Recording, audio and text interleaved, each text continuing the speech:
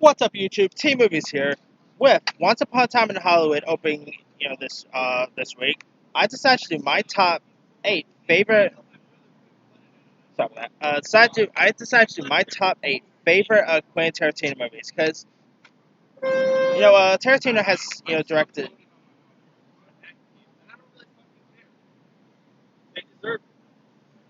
They deserve Sorry about that, guys. Anyway, I really like Quentin Tarantino's work. He's a really awesome director. I mean, he has not really directed a movie that I really hated, to be honest. Even Steven Spielberg and Martin Scorsese, who are two of my favorite all-time filmmakers, even they have done some not so great films. But but Quentin Tarantino, he really hasn't directed anything I've hated, and I really like his work. And I'm actually gonna do my top eight favorite because he hasn't really done 10 yet. I mean, I know Once Upon a Time in Hollywood is I think his ninth film, and his 10th film is probably that new Star Trek movie he's doing. I don't know what his plans for his 10th stuff are, but anyway. With that being said, here's my top eight favorite Quentin Tarantino movies.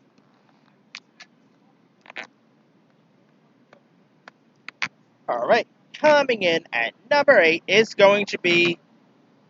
It's pretty much going to be Death Proof. Now, Death Proof is a really fun, entertaining action film, and it's pure Quentin Tarantino. Also, Robert Rodriguez is also helps out with this film as well. He directed Grindhouse, and I believe he also directed one of the other. I think he also directed one of the other Grindhouse films. But Death Proof is probably my favorite out of them. I really dug Death Proof. You got Kurt Russell as a stuntman named Mike, who is also a body double who likes to take unsuspecting women for deadly drives and all.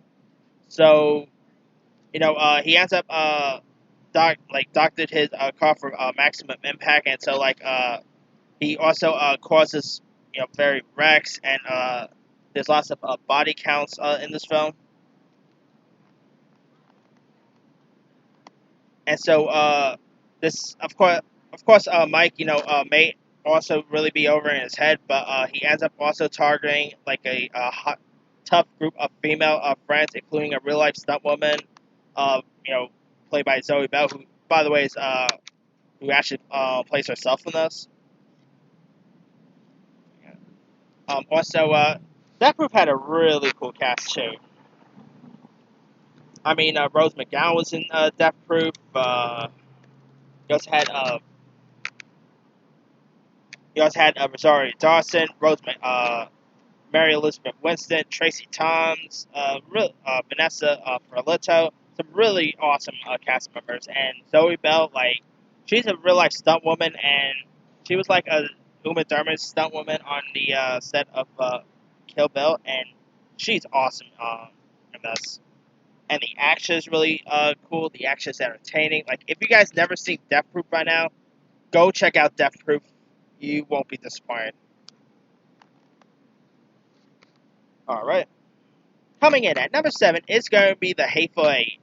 Now this film also stars Kurt Russell as a bounty hunter named John the Hangman Roof, who ends up having kidnapping a fugitive prisoner played by Jennifer Jason Leigh, and they end up encountering a bounty hunter played by Samuel L. Jackson, who's also a man who claims to be a sheriff, and so he's hoping to find shelter from so they are hoping to find shelter from a blizzard. So they travel to a stagecoach, and they locate on a mountain pass. So they end up being greeted by four strangers, and the strangers are also not so great characters. The actors are cool, but the characters are not all the characters are pretty nutty and all that. And they all try to get along, but of course that's not easy and all. Like you know, Sorry about that. Uh, you got a few interesting characters here. Like you got really great group of actors here. You got Bruce Stern, Walton Goggins is in this. Channing Tatum has like a little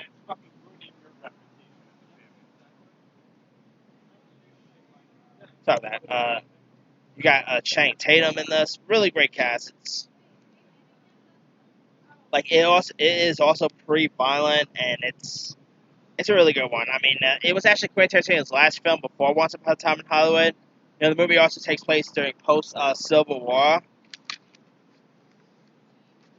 and I really like The Hateful Eight. It's a really good one with great cast, great performances all around, and interesting twists and turns. Like, if you guys never seen The Hateful Eight, go check that one out. It's a really decent one. All right, coming in at number six is going to be Django Unchained. Now,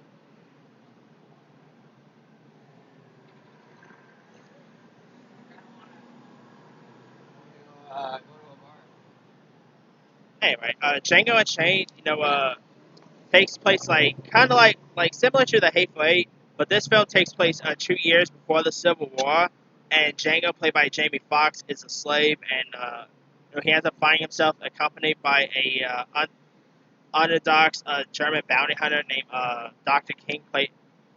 King Schultz, played by Christoph Waltz, and so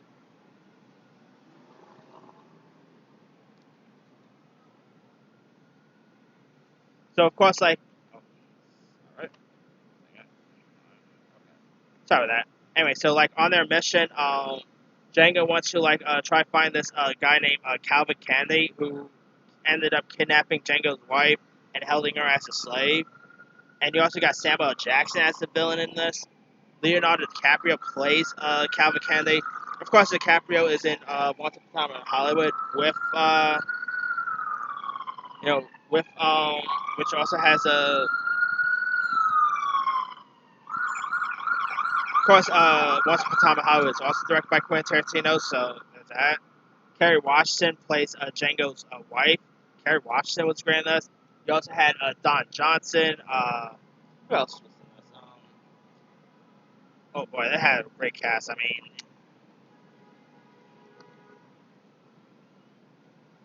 of course, Jamie Foxx as the famed bounty hunter was cool. That was pretty cool to watch. Christoph Waltz won his second Oscar for this for his performance of this. He was great. Oh, also Jonah Hill was in this too. I always keep forgetting that Jonah Hill was in Django. But yeah, Django Unchained is actually probably one of my favorite Western movies in recent years. It's actually like it's a very different slave based movie, and they really nailed it out of the park with this.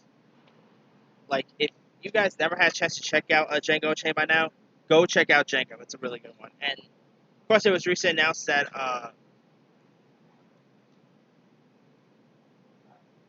course it was like recently announced that we all should getting Django back, but we're having like a crossover with Django and Zorro, and that was of course announced not so long ago. So yeah, if you guys never, but for real, if you guys never seen Django Unchained, definitely check it out. And believe it or not, Will Smith was originally supposed to play the Jamie Foxx role, but he ended up dropping out, so Jamie Foxx played the role, and Jamie Foxx nailed it. So I'm hoping we'll see Jamie Foxx back as Django again because I really like him as that character.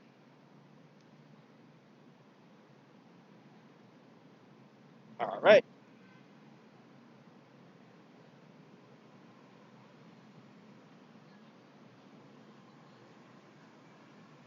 All right, now coming in at number five is actually I'm actually gonna combine these two together because they're both really good and I can't really I really like them both. And but number five is Kill Bill Volume 1 and 2.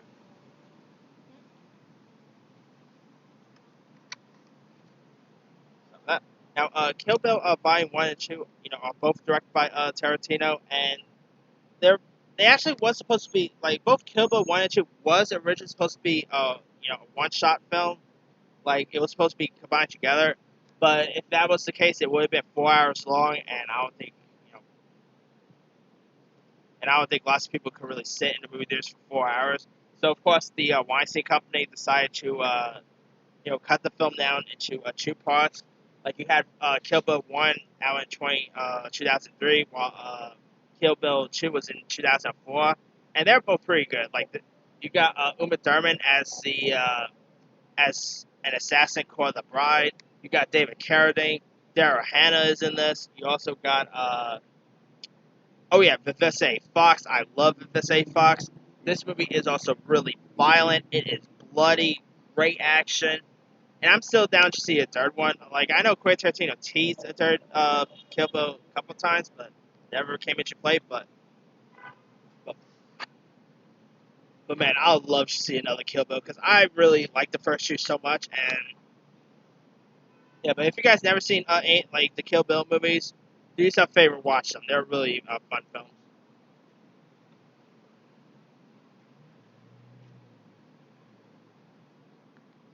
All right, coming in at number four, it's going to be Inglorious Bastards. Now, the film, of course, takes place during World War II, and it's about an Allied officer named Lieutenant Aldo Rain, played by Brad Pitt, who assembles like a team of Jewish soldiers who commit violent acts against the Nazis. And of course,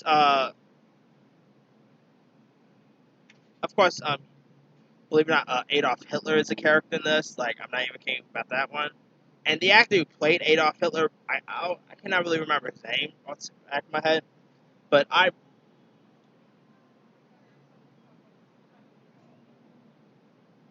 really like the actor who played Hitler. I thought he was really good as a role, and Brad Pitt was great. You also had Mike Myers was also in this.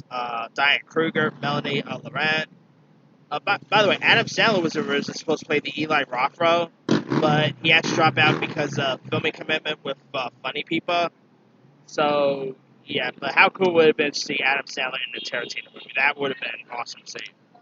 But Eli Roth was still good, and he pretty much had a really violent like he had a really violent kill that happened in this where he like killed someone with a hammer. I mean, yeah, this is a pretty violent movie, and it's I mean, of course it takes place during the Hitler era, but this whole movie is like Quentin Tarantino pretty much rewrote history with Inglourious Basterds. Like, what happened to Hitler in the film did not really happen in real life. So, yeah. But if you guys never really seen Inglourious Basterds by now, it got nominated for Best Picture. Christoph Waltz won an Oscar for this. Really good movie. Like, definitely check out Inglourious Basterds if you guys never seen it.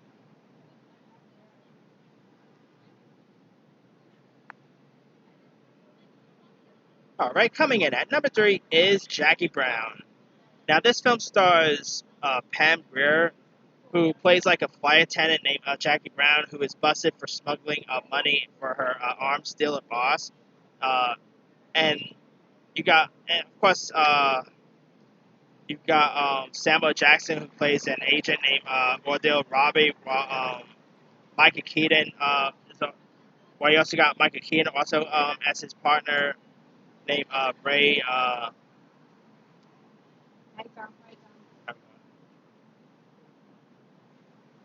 Anyway, sorry about that.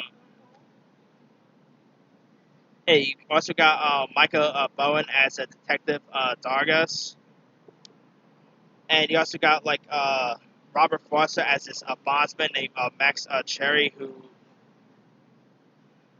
also ends up falling for Jackie Brown and all that. So pretty much Brown, she ends up facing jail time for her sons, or like it's either for her sons or death, or for her cooperation. So she wants to try to find the people who really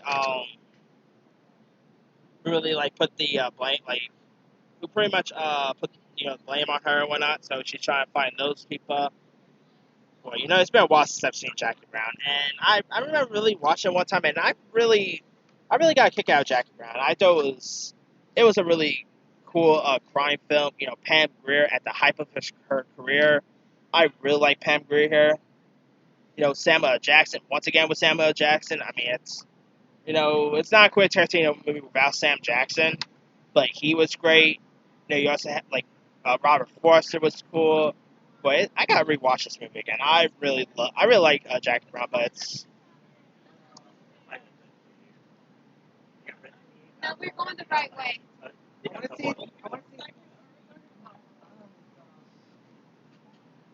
but it's been a while since I've seen Jackie Brown. But this is actually like Pam Grier's second character with the word Brown in the title, because back in the '70s she played a character named Foxy Brown. And I'll be down to see Pam Grier back as either Foxy Brown or Jackie Brown. That would be cool to watch. But yeah, I mean, if you guys never seen Jackie Brown, definitely check it out. It's another great Tarantino flick.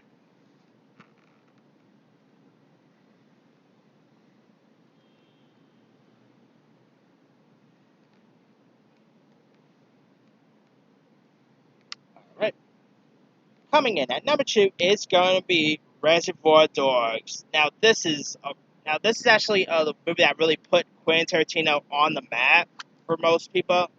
And it's about like these six criminals who are really strangers to each other and like hired by a crime boss named Joe Cabot to carry out like a diamond robbery. So like right at the outset, they are like given false names with like the intention that they won't like get you close and will concrete on the job, like the job instead and all. So like they are the police end up showing up right at the time and at the site of the robbery. So like a panic spreads amongst the group members, and so like two of them are killed in a subsequent in pretty much like a shootout. So yeah, it's like a whole shootout scenario that happens. It has like a crazy opening scene in this. Really great opening moment, by the way. And you also had a really great cast. Like you had Steve Buscemi, Harvey Keitel was in this. You also had the late great Chris Penn was in this film,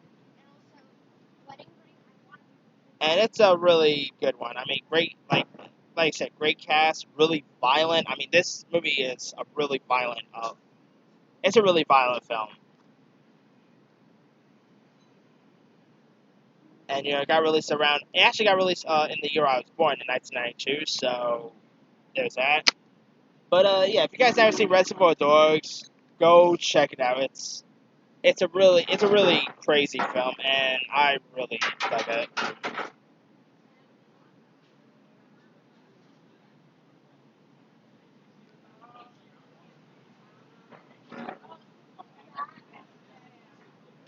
But my number one favorite Quentin Tarantino movie of all time is the best one. My favorite my favorite all time Quentin Tarantino movie is going. Sorry guys, it's about rain and I don't want to get my computer wet. But anyway, as I was saying,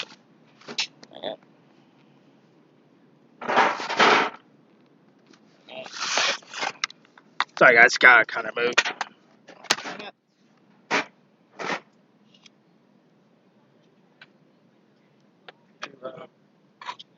Yeah, I'm kind of making a video and it's kind of nice. All right, sorry about that. Gotta move out from the rain because I don't got my computer wet. I guess this will do. All right, sorry about that, guys. Anyway, as I was saying, yeah, Pulp Fiction is that's pretty much my favorite Quentin Tarantino movie. You got John Travolta and Samuel L. Jackson as like two hitmen here. Like, great performances by Sam Jackson and John Travolta. Probably one of my favorite John Travolta roles, by the way. I can hear a little bit, but it'll be fine. But anyway, also you got Bing Rames as pretty much like the bad guy, Marcel Wallace. You also got Harvey Keitel in this. Then you also got Tim Roth. Amanda Plummer was in this. Uma Thurman. I mean, it also had a great dance moment as well. I really love the dance moment in this. And of course, this has some really great lines. Like, of course, the line of "What does Marcel Wallace look like?" or the other line that Samuel Jackson uses, like English mother, do you speak? I mean, come on, who didn't love that line in Pulp Fiction? And of course, the Royale with Cheese is a class is an iconic line. I mean, this is a really great movie. It's actually probably one.